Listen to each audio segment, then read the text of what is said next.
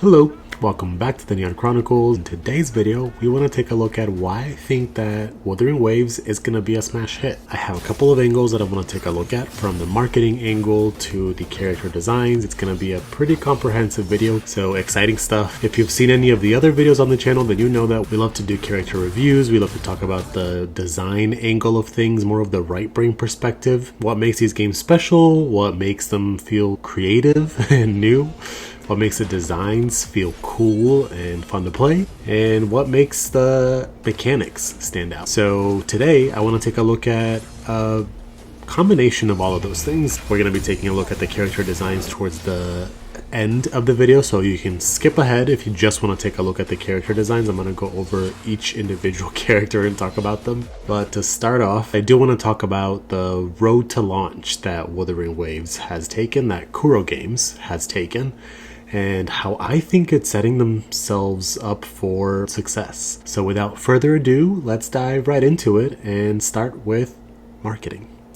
In launching a game that already has a couple of competitors in the scene, it's important to have a really genuine, authentic, and broad marketing strategy. And Wuthering Waves has done that. They've garnered the attention of content creators that have done tier lists and comparisons already. Okay. But the exciting thing about this is that it opens a really good feedback loop where we get to give them feedback as they're doing the closed betas. For example, here with the Echo, where they open it up to using it for open world exploration, and other things like how these characters play out. For example, the story for Awu, who later became Ling Yang, and even the voice. The voice was kind of annoying. At first, it didn't really fit with the art direction that people wanted to see for the character, and what they ended up doing was changing it in a way that feels compelling, heartfelt, and really resonates with the audience. All animals, except those bipeds, they keep doing extra things. Things that don't help them survive. If you haven't seen the trailer, go check it out. It's awesome to see the evolution, and this character alone proves that they care about our feedback and they're ready to implement it. And that leads us into the next thing I want to talk about, which is leadership strategy. We've seen a couple of major strategies and leadership styles for game companies over the years, and to stay kind of within the same category, I want to highlight these 4 different ones. The first one being the one that Game Freak employs with Pokemon, of using the same recipe and not really changing the ingredients. We've seen this over the years, and at first it was really fun, very comforting, right? It's kind of like having McDonald's. You know, anywhere that you go, you can have the same 10-piece chicken nuggets that you always loved as a little kid. But now that we've seen a couple of iterations of this, we're craving more. We want something different. McDonald's is just not doing the cut anymore. So Game Freak is being forced to adapt. The next leadership strategy that we have is the one of elevating a timeless story with really high quality ingredients. I think Hoyoverse is a great example of this because they're not really reinventing the wheel, but they are doing it in the best way they can. We see this, for example, in Star Rail with a really tight, concise brief, right? The characters don't even jump. The open world exploration is very, very minimal. But beautiful and high quality, right? And the combat is turn-based, so you can see how it's more of a niche gameplay, but it attracts a really wide demographic. Next up, we have the leadership style of putting everything on the menu. It doesn't really matter what the quality is, it's more about quantity at this point, so that you can compete. Throw as much at the wall as possible, see what sticks, see what the player base resonates with, and then you narrow in your scope. And a great example of this is probably Hota Studios with Tower of Fantasy. Admittedly, the game has had a lot of hiccups from just questionable leadership decisions, so I want to be cognizant of that. And I think, you know, any company is at risk of having leaders that fail the company as a whole. But this game just includes a lot, right? It gives you a lot of different stuff. It has the ability to play with multiple people. And for that reason, some people find it a little bit messy, a little bit lacking in the quality department, especially compared to games like Genshin Impact. I'm not gonna lie, I have had so much fun with this game, and if you can have the right group of friends log into the server and do fun bosses together, it's a very memorable experience. And the last leadership style that I want to talk about is honestly the pioneers, the ones that reinvent the recipe, the ones that invented the recipe in the first place, most likely, the ones that are truly pushing the bounds of creativity and how you can play within a game. I think The Legend of Zelda is one that pioneered, for example, the aesthetics of Shadow of the Colossus, which was another type of game that also reinvented for their time. And it's fun to see it then be, brought back into the Breath of the Wild series with similar notes, open world format where you get to fight the colossi, the monsters, the giants in whichever order you want to take, with really cool creative tools, techniques, and ways to explore the world. It felt immersive, it felt organic in the way that you explore things and you discover puzzles, and it completely reinvented what the formula could look like for open world games for new players, but also exciting and enjoyable for ones that are veterans of the series. So these 4 strategies make me wonder, where is Kuro Games gonna fall? Where are they gonna stand out? Are they gonna create a completely new strategy? I'm really excited to see where they take it. I think right now they have a lot of opportunity to fall in any of these 4. I've done another video that talks about how they're leveraging some of the strategies of games of the past, and would love to do just a quick highlight. Me personally, they won me over at Calcharo for obvious reasons as shown here. The open world exploration, the roguelike modes feel really exciting, the creature capture reminds me of Folklore, the ability to have different characters that feel really exciting and fun to play, and for me, reminiscent of old things that I also love from my past, like Pokemon, Genshin, X-Men, and honestly, the list goes on. There's also things that they're improving on that you could say they're improving on the bad. For example, the pity system for the weapon banner, having a little bit more control over which weapons you're pulling on. After you get your first pity, you'll be able to have a selection of which 5 stars you're going for. And then they also have more life, it feels like, that they were introducing into the locations, the overall NPCs, the fashion looks really cool. And pets. They got lots of pets, which we love. We actually get to pet the pets. Since I was compiling this video before they did the live stream, I'm trying to weave in a bunch of footage into one, but a couple of additions here that I want to make. One of those additions is that it's official. The rewards are going to be pretty great. Once you log in, you're going to get these directly in your mailbox, and this is just by participating and pre-registering. They also have really cool movement mechanics that are definitely being improved on from other things, other games. There's a lot more mobility, there's a lot more freedom, it feels like, in the range of movement, and it just makes for more dynamic gameplay when it comes to exploring the open world. And for open world games, that's one of my favorite parts, so I'm very excited about it. And then they also improved on the ecosystem, which this was one of the biggest pieces of feedback in the CBT2, people saying that it would take too long to farm for echoes. They are also adding, like here, the female version of the, I think, Nameless is what they're calling them. Can't wait to collect them all as echoes. I love that for the marketing. They had the absurdity of the turtle with the disco lights, and now you can feed the echoes that you don't want into the ones that you do want, which is great for just efficiency and making sure you have more options to level up the echoes that you actually care about. So this is where the video, if the rest is too much for you, you can hop off here, but the rest is gonna just be us taking a look at the characters and just doing a cold reaction to the stuff that we see on screen, the mechanics, their gameplay style. I'm not going to do any tier lists or rankings because I believe that when a game is first coming out, you should just enjoy it with whatever your preferred gameplay style is. If you want to know what my preferred gameplay style is, I'm definitely most excited about Calcharo, Yinlin, and who am I going to put on the 3rd slot? I'm not sure yet, actually, on the 3rd slot. I'm really excited about the new characters that are getting sneak peeked, which we'll take a look at the very end of this video, but I think maybe Gion might be on that 3rd slot for me for now, but I still have to try out all the other characters and get their gameplay styles first. I do really love his design, I just don't know if I'm gonna like his gameplay just yet. So let's get right into it, starting with Yang Yang, and I'm sorry if I butcher any names here. But something that I really love about Yang Yang's character design is the feathers in the hair. I think is a really cool way to just make her feel unique. It's not just straight up hair, it's got the feathers weaved into it. That downward like that she does is super cool. I really like that because you get to teleport above the enemy with the little, let's see if they'll do it here. Love the parry. That's what I meant, that little teleport up and then bash down. I really like that. It looks like you can do some different aerial combos with it. There I think we saw the triggering of the echo, and I do love the liberation, I think they call it, where it's the swirl. So overall, really cool mechanics. I feel like once you get the speed of her character with a parry and dodging, she's going to be really cool.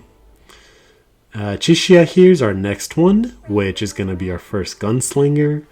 I'll be honest, I think for me, she reminds me a little bit of Riku, but there's something about her character design that doesn't quite do it for me. It's just missing something, some element of coolness that I think if I think of Riku, it was, either her hair or her scarf. She just had a little bit more of a pop that Chisha for me is missing. But I do love the special effects that we're seeing with her guns, like the red. They just really know how to do reds. We'll see that more with Mortify. And I do love the spin move. Reminds me a little bit of the Ultraviolet movie with Mila Jovovich from back in the day. And if you don't know what I'm talking about, I definitely recommend checking out the movie, although it probably won't hold up to modern day action, but it's still a good watch. Our next one is Baishi, I think that's her name. Really love that she's going to be like a Pokemon trainer. I love that the little creature there, her familiar, looks like Gudra from Pokemon. And the way that it fights is really cool. I think they call the catalysts, oh man, what's the name? I'm blanking on the name, but there's a different name for catalyst. Leave it in the comments if you remember, because that's gonna drive me nuts. But she's that. She's a catalyst user, and I'm excited for her. I think she looks so flashy. I love, and especially because you'll have a bunch of echoes if you can get them. I think when you use them in combo, she'll feel like a Pokemon trainer.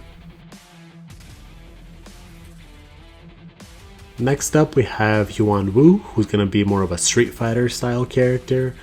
Honestly, I find him very handsome. I think they did a great job with his character design too. I'm more into, the taller male characters. I think, yeah, also the more, I shouldn't say taller, sorry, more mature male characters and more mature female characters. Don't really care about their height.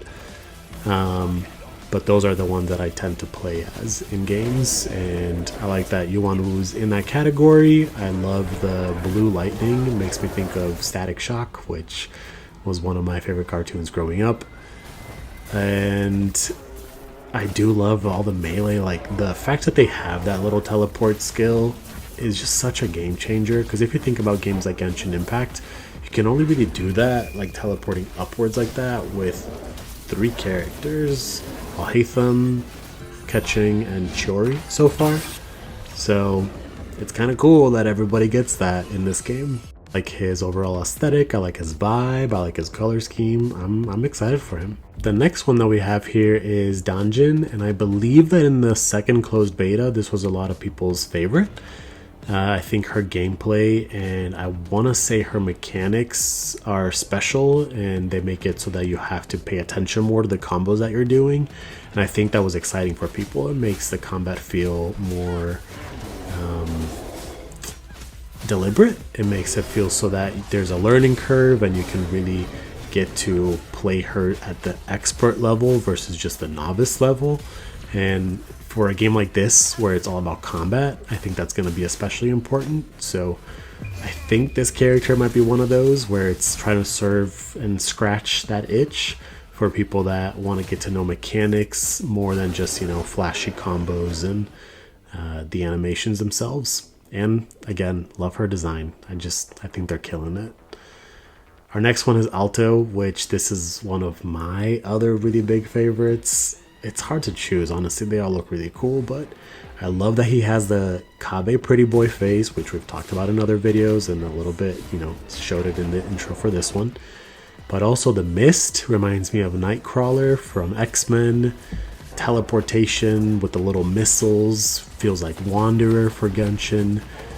I'm just really excited for Alto and his overall gameplay style. Admittedly, I think the special effects are doing a lot of the heavy lifting here. I wonder if it gets repetitive after a while, but I think for the launch of the game, I'm going to be having a lot of fun with Alto.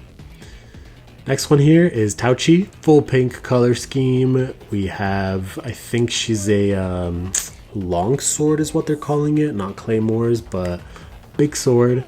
I like that there's a little bit more of body diversity with her character model, right? She's not just, you know, the same body type as the other characters. She's more on the thicker side.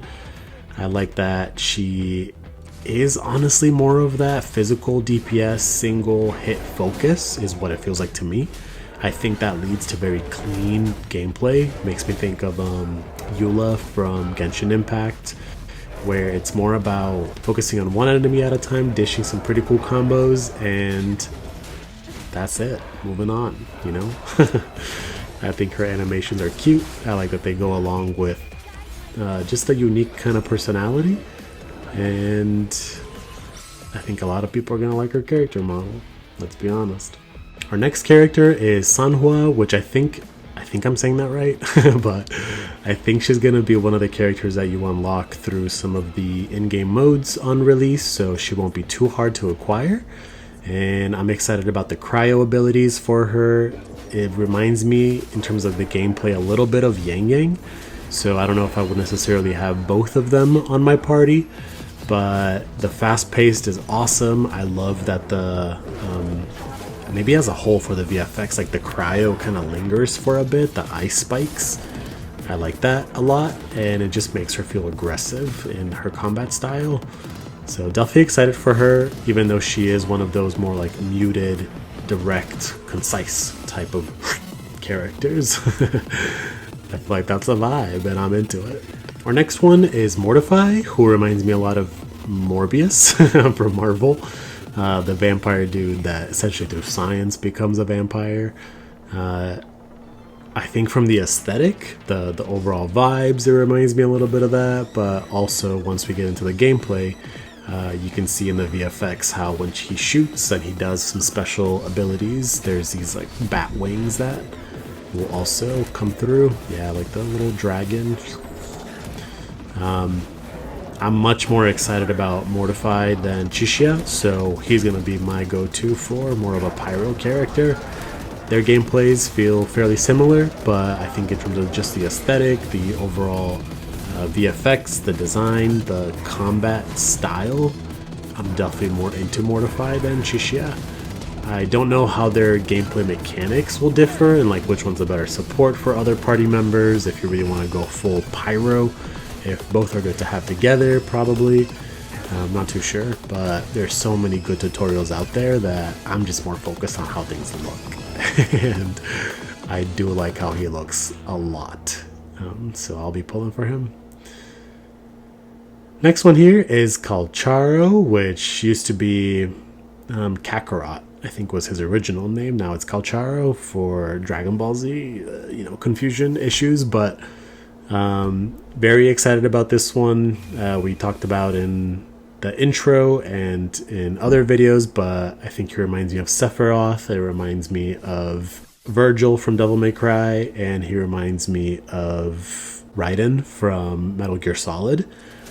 So those are just three of some of my all-time favorites in other games, and even with his gameplay mixed in here, the Electro, which is my favorite element for, or I shouldn't say Electro, I think here it's I forget what they're calling it, but you get the gist, right? Lightning powers. yeah, I'm just pumped for him. He's definitely going to be my selector for, I think we're getting a free 5-star selector. I think he's going to be my pick. For his color schemes, one of my favorites, the cool blues, the white hair with the dark tones. Chef's kiss. Our next character is Junchin, which is, again, one of those more melee combat style characters. Does remind me of Chun-Li from Street Fighter. I really like her character design. I think they did a fantastic job with adding her. I don't think she was in CBT 1, and she was a new addition into CBT 2. And I think the biggest qualm from people was that she felt a little bit weak in CBT 2, so I think we'll see if they've been able to mitigate some of that with her release. But she's got some really cool abilities with the hold mechanics where you get to power up her charge and do some pretty heavy blows to other enemies. Here against the bosses, you can see how they just kind of push you around when you have your force field. So I don't know how viable she'll be or how good she'll be, especially if it's more of a speedy run that you're trying to do. But again, character design looks sick. Our next one is Verena, which maybe on the flip side of character design, this is one of people's least favorite designs. And she has gone through a couple of rounds of revisions. I think maybe people just don't like her as a character as a whole, because I think the design changes are great. I even think her first version was good for what she was trying to be. I just don't really love the idea of this like little kid that helps you grow the grove. And I think a lot of people maybe don't resonate with that as much, if I'm guessing. Maybe if you're my audience, I don't know. You might not resonate with that as much, but I think if you do resonate with that, I feel like they're doing a good job with her design. I think if I can put myself back to my like child brain, I really loved character designs like Terra from Teen Titans, and she does remind me a little bit of that. Or great characters like Layla from Sky High. I'm probably showing my age with these examples, but what a gay icon. I like that she kind of glides when she's trying to attack the enemy or like going in for that attack. And apparently she's going to be a really, really good healer, support, buffer, everything, I think. Next one that we have here is Encore, which I'm going to just kind of mimic everything I said about Verena and the fact that I don't really like playing as kids. Same applies here with Encore, even though I think they've done some really creative things with her kit, her character design, and her use of the two little puppets.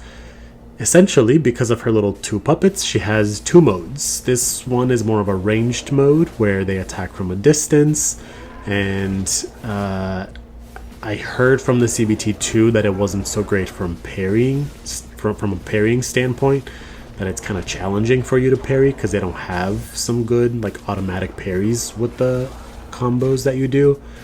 But one of the cool things is once you do her liberation here, she becomes more of a melee character, where then now she's attacking as opposed to using the little puppets to attack. So kind of cool stuff there, but I just don't know how much I love to play as a child. Our next character is Ling Yang, and for him, he has also gone through a couple of rounds of revisions, and we've talked about that in the intro, so I won't cover it again, but this is our resident furry for now. I'm excited about the direction that they're taking his story. I'll be honest, at first I was hesitant about this character for the very reason that he is a furry, and that just doesn't resonate with me as much. But from the trailer and I think just the sentiments that they were able to bring to the surface, it makes me want to play as him. It makes me actually want to get to know this character and see his unique story relate to more of the loner perspective. I have felt a little bit like a loner growing up, and I'm excited to explore that through anime and storytelling in his character. Our next character, getting to the end here, is Ji Yan. And he's our elf king. I mean, hubba, he just looks so good. I love all the belts, the flowy cloth, the dragon, the idle animation, the hair, the combos here, the fact that he's a sword user but becomes like a pole. arm user is kind of like the inverse of Raiden Shogun. That's a pole arm user but becomes a sword user. And they did the right thing because people like sword users more than they like polearm, I think, is my personal opinion. So it's cool to have them be sword first, polearm second. Also, can we talk about this little moment with the liberation and the dragon just like spinning around and helping you attack? Very cool stuff. I'll have to play with it and test it out and see how dynamic it feels. I'm worried that it might be too easy, that maybe he's one of those characters that the combos are so flashy where you can just kind of mash it. But I'm excited to get in there, test it out, and since he is going to be the first banner, I will definitely be pulling. And again, just really love the character design. He's like Al-Haytham, but hotter. That's right, I said it. And speaking of hot, we cannot leave out the hottest, Yinlin. Yinlin we are going to have to wait for. She is going to be our second banner character, so I hope you are ready to be very patient, because I don't know how you are going to do it. Jian and Yinlin in separate banners back to back like that. Oof, that's going to be tough, but I'm very excited for her. I love her character design. I love that she's that homage to Vera. Look at her combat. She just looks so cool. I love the ranged gameplay with the string. I love the way that the string looks, the like VFX of the string. The puppet reminds me of, again, Pokemon. Honestly, it reminds me of a mix of a couple of different Pokemon, like Shuppet, Mawile. There's a couple others I think that come to mind, but those like ghost type, dark type Pokemon. I'm very excited about that. And then last but not least, we have Rover, both the male and the female. Let's take a look at the male one first here. These are going to be really strong starting characters. And I'll be honest, I think when Genshin Impact started, I was very meh about the protagonists. I am not feeling meh about Rover. Rover is badass. Whether you want to go for the male or the female version, I think you're in good hands. The male one is the one that I'm going to go for because I just prefer to play as male because I'm a guy. But I think both of them, I believe it's the same set of animations. If it's not, correct me if I'm wrong in the comments, please. But both of them look sick with, I mean, the fact they will be able to use echoes regardless will be really cool. But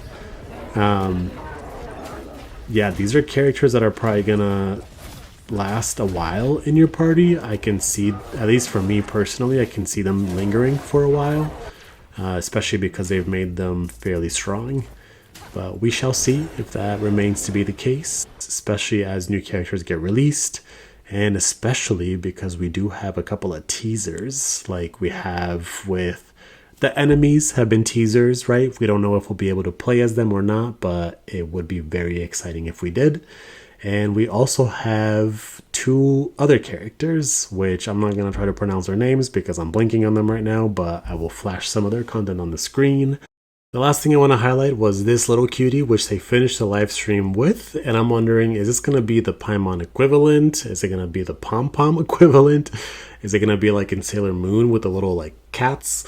I'm excited about it because it's pretty cute. So let me know what your thoughts were. Let me know what you think about Wuthering Waves as a whole, what your first impressions are, and if you're going to be playing. And if you did enjoy today's video, please do leave a like, leave a comment, subscribe if you're interested in Wuthering Waves content and other gacha games, because we're going to be releasing content regularly like we have been in the past, especially with any exciting updates, new characters, and just cool things to talk about in terms of creativity and how these games are progressing. But thank you for joining for today. I had a lovely time coming up with the video and hope you had a lovely time watching it. And I will see you next time.